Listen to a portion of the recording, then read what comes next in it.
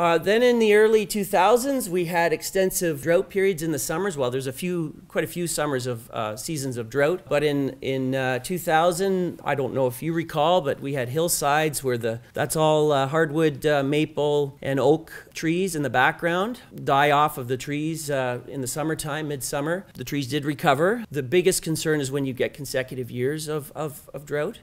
We had an excellent site preparation treatment program the year prior to my arrival at Westwind, which created really good seed bed conditions for the natural establishment of white pine. The area around the hat in the picture shows several white pine seedlings, perhaps 2-3 inches tall. We got tens of thousands of them coming up that year. And then the following years, most of those succumbed to the drought. The conditions were just too hot.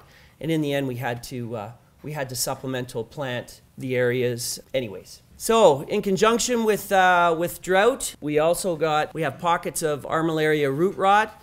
They're not extensive, but they tend to occur in our pure pockets of red pine, and they're evidence from the thinning crowns you can see up here. You can't see in the picture, but there's some browning of branches, and there's evidence peeling the bark back of the bark back of this red pine is mycelial fans. We did some small-scale salvaging of these pockets, and the objective there is to take the infected trees out and to consider reforestation to other species that are less susceptible. So in a red pine stand with armillaria root rot, we would consider planting a mix including white pine and possibly, if we've got some fresher sites, white spruce. The disease spreads through root contact, which makes it very difficult to control. Many of you might be familiar with the hemlock looper, mostly on private land, seem to impact the islands quite a bit. And Joe was telling me a lot of points on islands were impacted by the looper. Perry Island had the looper as well.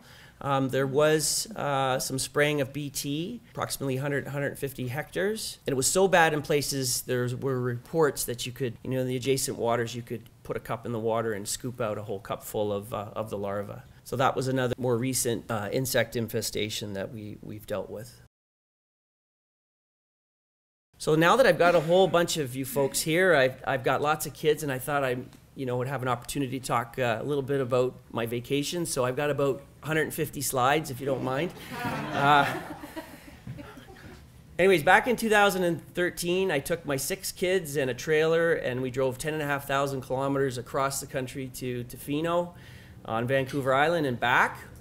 And on our way back, we stopped in at Yellowstone National Park, and I thought it would be interesting to show a couple of slides of the park to kind of relate back to how forests change and evolve, and that it's not necessarily a bad thing.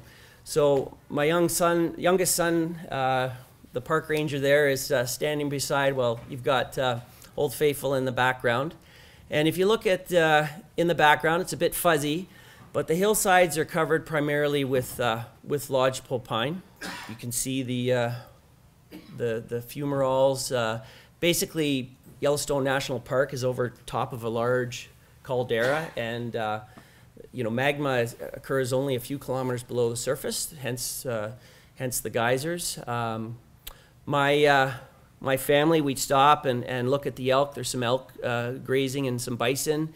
They'd be looking at the elk. I'd be looking at the trees in the background, more lodgepole pine. Grand Canyon of Yellowstone, Franklin D. Roosevelt. There's a famous picture, 32nd President of the United States. There was a famous picture of him sitting in his car.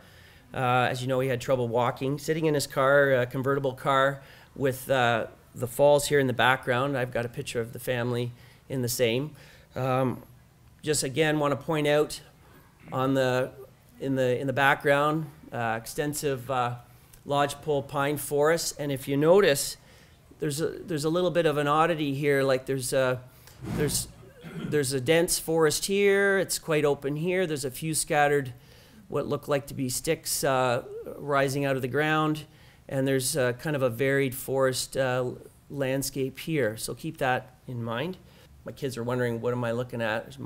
After the first rock and after the first geyser, they kind of were wondering where the gift shop was and what was going to be for lunch.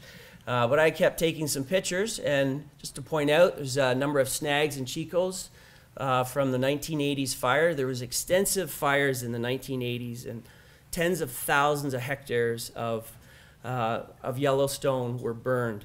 And there was severe criticism of the Forest Service for letting the fires burn. With lodgepole pine, just like jack pine, there's the forests regenerate naturally through use of fire. The fire burns the mature trees, burns the duff layer, creates a perfect seed bed for seed.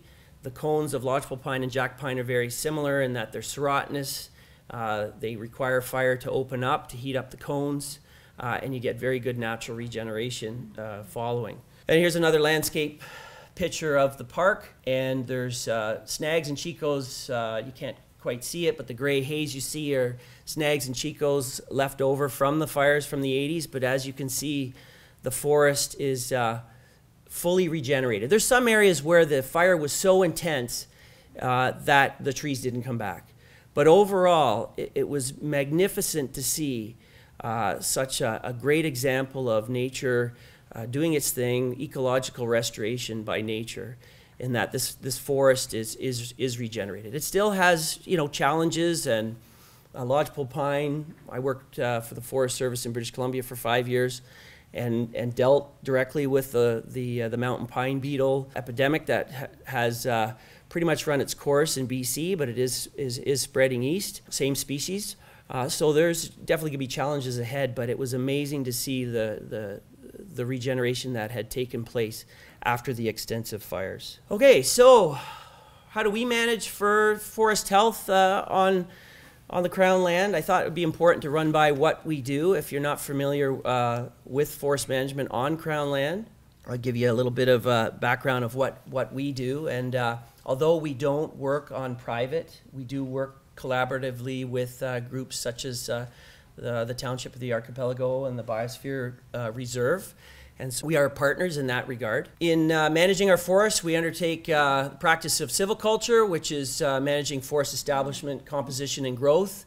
We look at the different tree species and the ecosystems that we're managing, and we make sure that we match the tree species to the appropriate sites. We use three main silviculture systems. We have a selection silviculture system that manages all age forests, typically our hardwood forests. It's about 50% of our allowable cut, or the area that we're allowed to cut through, that we get approved through a forest management planning process. And it's one way of improving the health of the forest. So I talked about high grading, where they took the best and left the rest. Well, now we work on removing the diseased and dying trees, spacing the healthier trees so that we have an improved forest for the future. We have a shelter wood system that is more of an even age system that we use to manage our white pine forests, which are mid-tolerant species, so they need a little bit more light conditions than say the maple.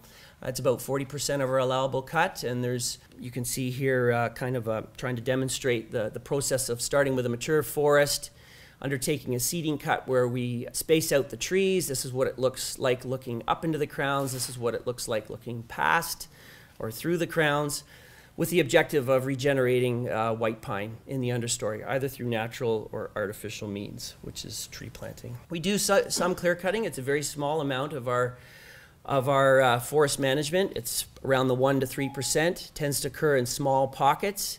We use it to regenerate the more sun-loving species such as jack pine and poplar. Again, variety of sizes, not the large-scale sizes of clear cuts you see in other jurisdictions. We do use it as a forest restoration technique. We'll take a mixed wood forest, a poor quality balsam fir and poplar, and we will carry out a clear cut and do silviculture treatments to bring it back to predominantly a red pine and spruce white pine forest. Why would we do that? We don't do it on an extensive basis, but we do have a provincial pine policy that says that historically the level of white and red pine in the province was much higher. And so when we carry out forest management plans, an objective is where we harvest red and white pine, we're obligated to renew it to red and white pine, and where we can, to try and carry out treatments that would increase or enhance the amount of red and white pine on the landscape not to completely return it to historical levels, but to bring it closer to try and increase the level on the land base.